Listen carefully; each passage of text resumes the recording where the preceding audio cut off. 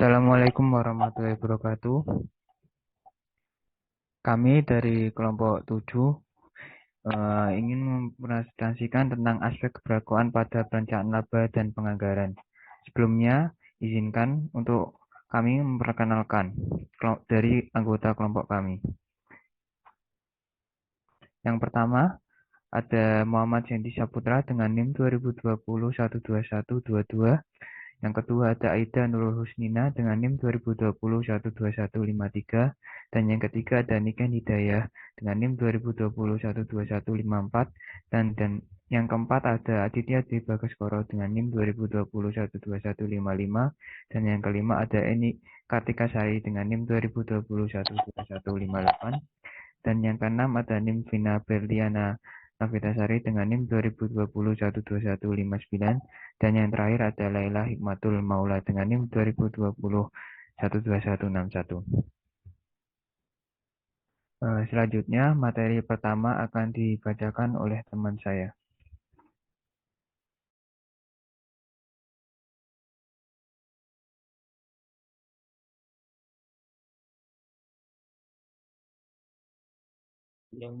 Yang pertama yaitu hubungan anggaran dengan akuntansi.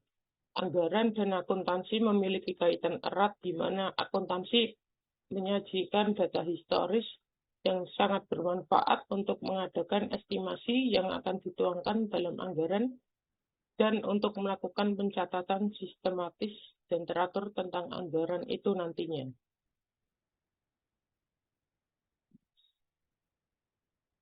Selanjutnya akan dilanjutkan rekan saya.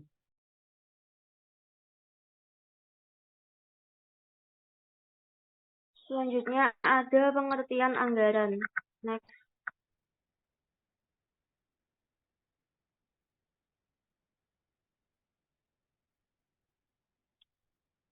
Anggaran merupakan rencana kerja yang disusun secara sistematis, meliputi seluruh kegiatan perusahaan yang dinyatakan dalam satuan moneter dan berlaku untuk jangka waktu tertentu yang akan datang. Sedangkan untuk pengertian penganggaran adalah proses kegiatan yang menghasilkan anggaran tersebut sebagai hasil kerja, serta proses kegiatan yang berkaitan dengan pelaksanaan fungsi anggaran, yaitu fungsi pedoman kerja, alat pengoordinasian kerja, dan alat pengawasan kerja. Next. Kemudian ada tujuan penyusunan anggaran.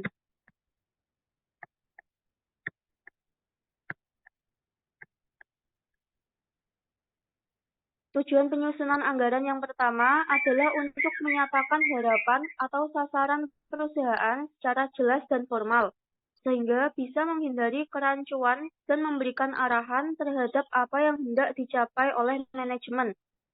Yang kedua, untuk mengomunikasikan harapan manajemen kepada pihak-pihak terkait sehingga anggaran dapat dimengerti, didukung, dan dilaksanakan. Selanjutnya, untuk menyediakan rencana terperinci mengenai aktivitas dengan maksud mengurangi ketidakpastian dan memberikan pengarahan yang jelas bagi individu atau kelompok dalam upaya mencapai tujuan perusahaan.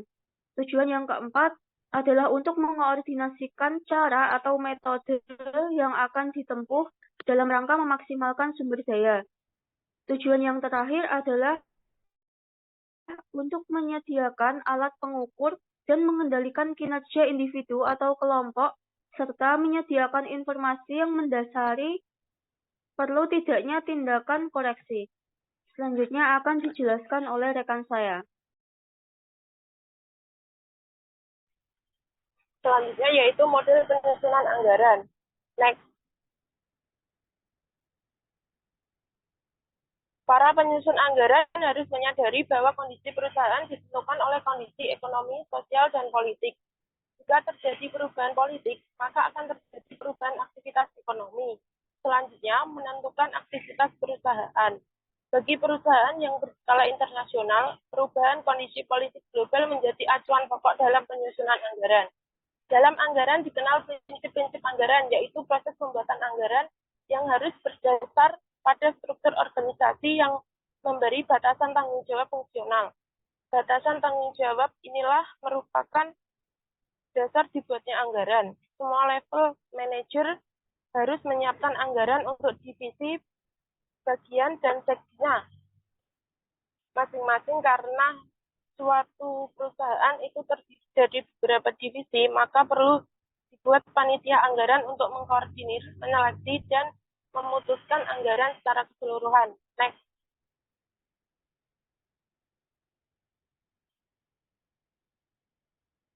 Berikut merupakan gambar kerangka berpikir anggaran. Next. Kemudian yaitu prosedur penyusunan anggaran. Next. Orang yang berwenang dan bertanggung jawab terhadap penyusunan anggaran serta pelaksanaannya adalah pimpinan perusahaan. Meskipun demikian, tugas untuk menyiapkan dan menyusun anggaran serta kegiatan penganggaran lainnya tidaklah harus ditangani sendiri oleh pimpinan perusahaan, melainkan dapat didelegasikan kepada bagian lain dalam perusahaan. Adapun siapa atau bagian mana yang diserahi tugas untuk mempersiapkan dan menyusun anggaran tersebut sangat bergantung pada struktur organisasi masing-masing perusahaan. Akan tetapi, tugas mempersiapkan anggaran dan menyusun anggaran ini dapat didelegasikan kepada bagian administrasi dan bagian keuangan. Selanjutnya akan dijelaskan oleh rekan saya.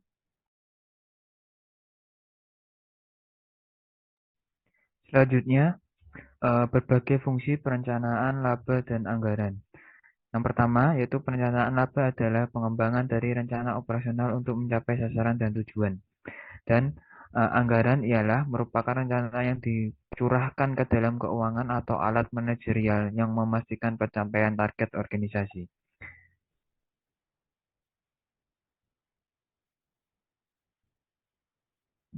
Adapun beberapa fungsi anggaran. Yang pertama, sebagai hasil akhir dari negosiasi antar anggota. Yang kedua, anggaran merupakan kerangka kerja untuk membuat kebijakan anggaran, menunjukkan sub-organisasi harus bekerja untuk mencapai tujuan perusahaan. Yang ketiga adalah anggaran fungsi sebagai alat komunikasi internal yang menghubungkan berbagai divisi organisasi dengan manajemen puncak. Yang keempat, ada anggaran berfungsi sebagai standar terhadap hasil operasi aktual yang dapat dibandingkan. Dan yang kelima adalah sebagai alat pengendalian untuk menentukan kekuatan dan kelemahan perusahaan. Dan yang terakhir, untuk memotivasi dan mempengaruhi manajer atau karyawan untuk bertindak konsisten dan efisien. Selanjutnya, next. Adapun pandangan perilaku terhadap proses penyusunan anggaran dibagi menjadi 3. Yang pertama, tahap penetapan tujuan, yaitu aktivitas perencanaan dengan menerjemahkan tujuan organisasi, dan jika sesuai dengan struktur maka manajer tingkat bawah dan karyawan diberi partisipasi untuk mereka lebih menerima tujuan tersebut.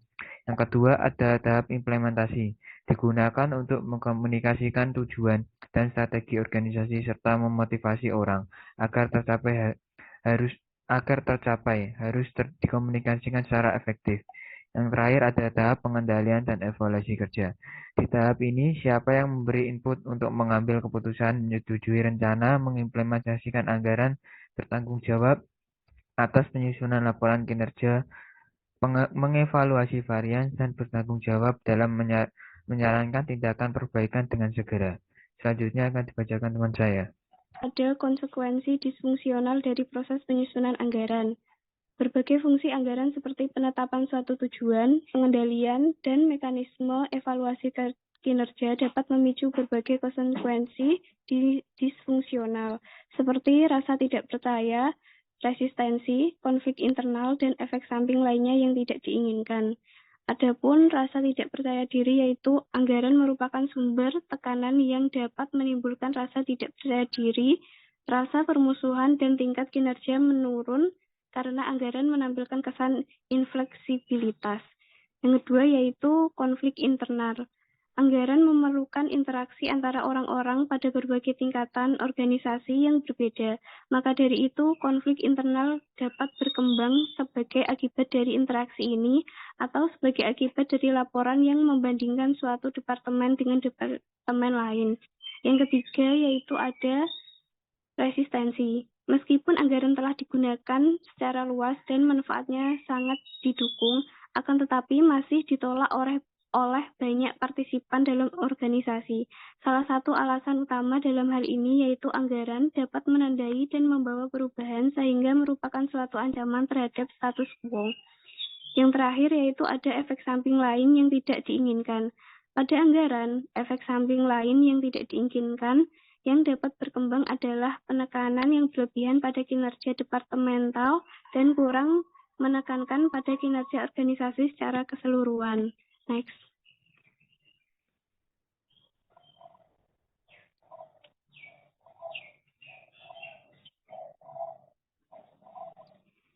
Selanjutnya yaitu relevansi konsep ilmu keperilakuan dalam lingkungan perencanaan. Yang pertama ada dampak dari lingkungan perencanaan, yaitu lingkungan kinerja atau budaya organisasi mempengaruhi perilaku sehingga mempengaruhi proses perencanaan. Sedangkan perilaku manusia bersifat adaptif dan berbeda dari suatu lingkungan kinerja ke lingkungan kinerja lainnya. Yang kedua ada organisasi dan struktur organisasi. Ada ukuran dan struktur organisasi. Ukuran dan struktur organisasi dari suatu organisasi mempengaruhi perilaku manusia dan pola interaksi dalam tahap penetapan tujuan, implementasi, serta pengendalian dan evaluasi terhadap proses perencanaan. Yang ketiga ada gaya kepemimpinan. Teori X dan dari MC Gregor menjelaskan gaya kepemimpinannya yang otoriter dan dikendalikan secara ketat, di mana kebutuhan akan efisiensi dan pengendalian mengharuskan pendekatan manajerial tersebut untuk berurusan dengan bawahannya. Yang terakhir ada stabilitas lingkungan organisasi. Faktor lain yang mempengaruhi lingkungan perencanaan adalah lingkungan eksternal. Lingkungan tersebut meliputi iklim politik dan ekonomi.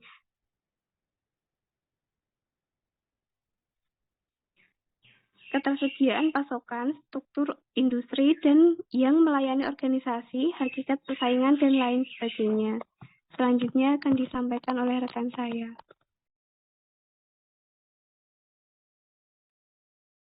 Selanjutnya, konsep keperilakuan yang relevan dalam konsep penyusunan anggaran.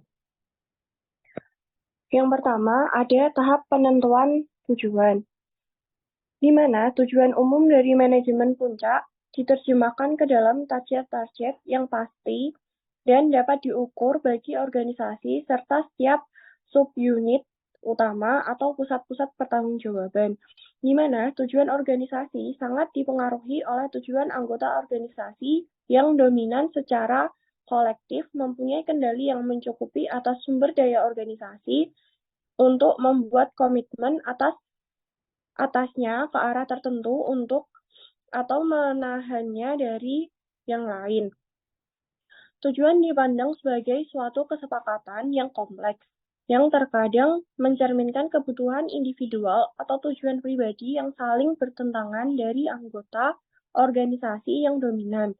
Tujuan organisasi ditentukan melalui negosiasi atau tawar-menawar, dan perdagangan pengaruh adalah hambatan yang dikenakan oleh berbagai partisipasi dan lingkungan eksternal maupun internal. Bobot dari input individu ataupun ke dalam proses penyusunan anggaran dalam banyak kasus bergantung pada kekuasaan dari orang tersebut di dalam perusahaan. Yang kedua yaitu keselarasan tujuan, di mana masalah utama yang dijumpai dalam tahap penentuan tujuan adalah mencapai suatu tingkat keselarasan tujuan atau kompatibilitas yang mungkin di antara tujuan-tujuan organisasi, subunit, atau divisi atau departemen dan anggota-anggotanya yang berpartisipasi. Keselarasan atau kompatibilitas akan terjadi ketika individu memandang bahwa kebutuhan pribadinya dapat dipenuhi dengan mencapai tujuan organisasi.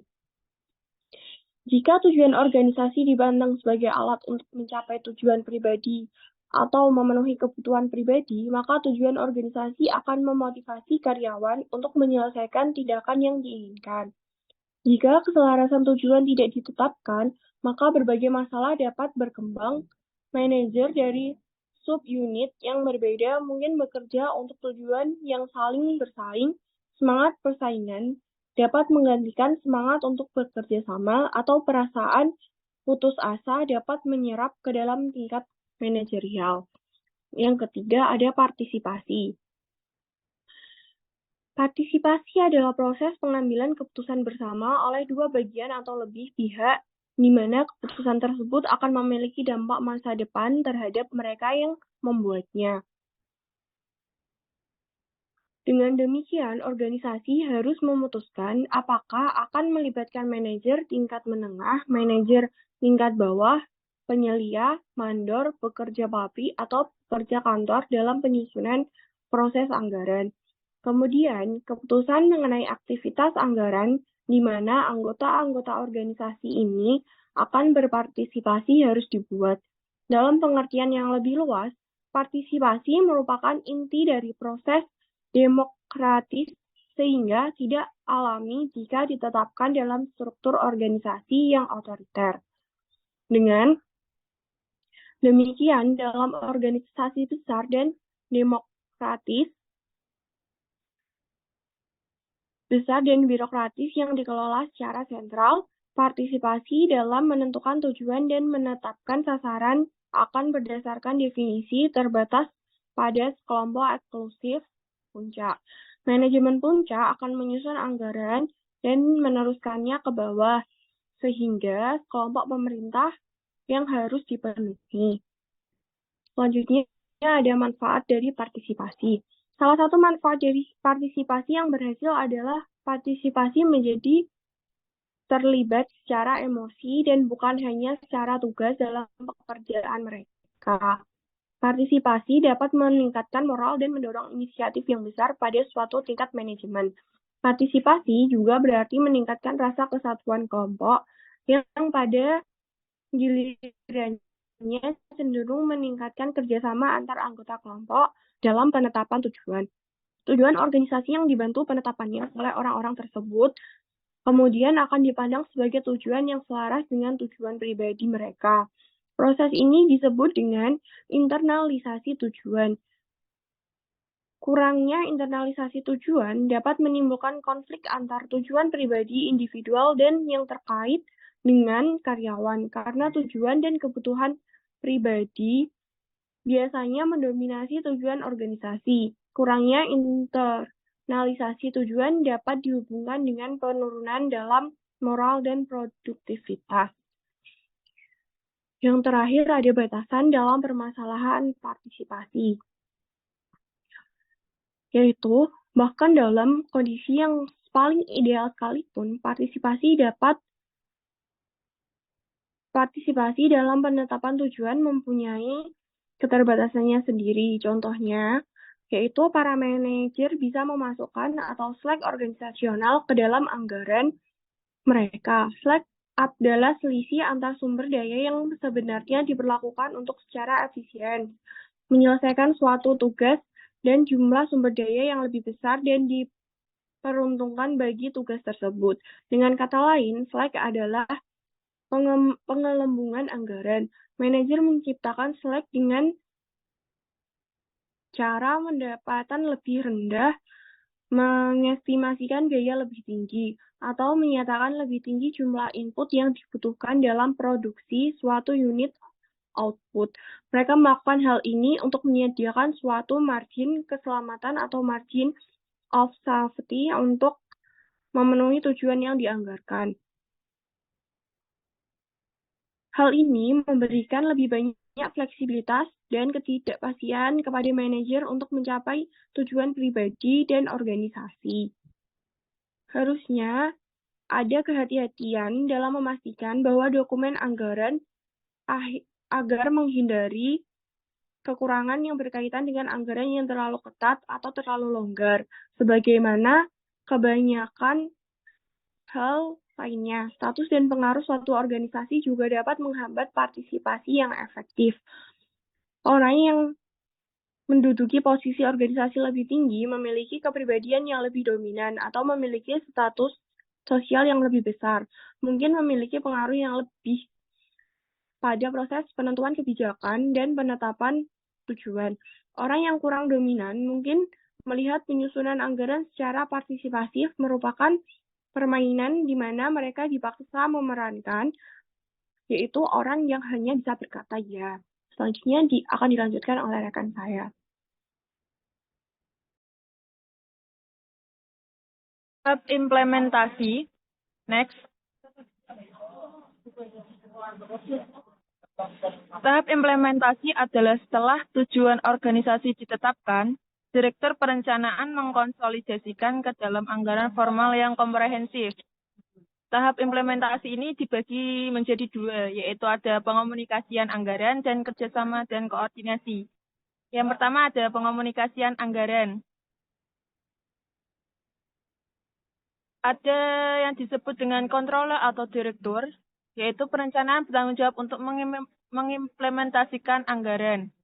Hal ini dicapai dengan mengomunikasikan sasaran operasional yang disetujui kepada orang-orang di tingkat organisasi yang lebih rendah. Sasaran tersebut dapat dikomunikasikan dengan sangat efektif jika dijelaskan secara pribadi dan dilengkapi dengan pedoman tertulis, atau diskusi tindak lanjut informal dengan pemimpin subbagian. Atau dalam artian, Direktur Perencanaan sebaiknya menjelaskan dasar-dasar dari proses penyusunan anggaran dan asumsi-asumsi yang menghasilkan jumlah anggaran akhir. Yang kedua ada kerjasama dan koordinasi.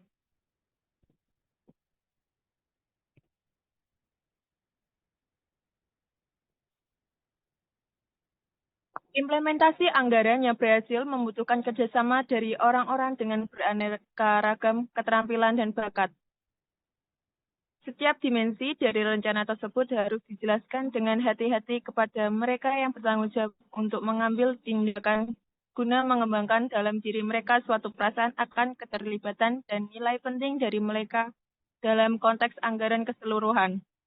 Direktur Perencanaan sebaiknya juga menyadari sikap orang-orang terhadap anggaran dan proses penyusunan anggaran. Jika anggaran tersebut dianggap rendah oleh manajemen non-keuangan, maka kecil kemungkinannya bahwa anggaran tersebut akan diterima. Next. Selanjutnya ada tahap pengendalian dan evaluasi kinerja. Tujuan ini adalah untuk tujuan yang dianggarkan jarang dicapai tanpa memantau kemajuan karyawan secara kontinu terhadap pencapaian tujuan mereka. Dalam tahap pengendalian dan evaluasi kinerja aktual dibandingkan dengan standar yang dianggarkan guna menentukan bidang permasalahan dalam organisasi tersebut dan menyarankan tindakan yang sesuai dengan memperbaiki kinerja di bawah standar. Next. Selanjutnya ada laporan kinerja.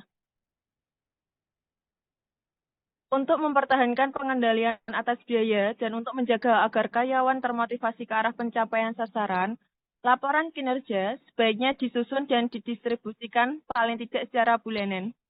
Penerbitan laporan kinerja yang tepat waktu memiliki dampak mendorong pada moral karyawan.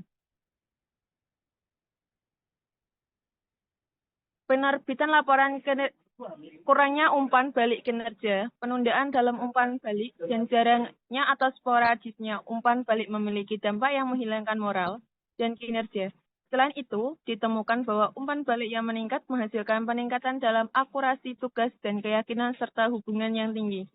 Kurangnya umpan balik disertai dengan rendahnya keyakinan dan permusuhan. Kurangnya umpan balik kinerja mencegah orang mengetahui tingkat pencapaian nyata. Umpan balik kinerja secara periodik memicu perasaan subjektif akan keberhasilan atau kegagalan. Selanjutnya saya kembalikan ke moderator. Sekian presentasi dari kelompok kami.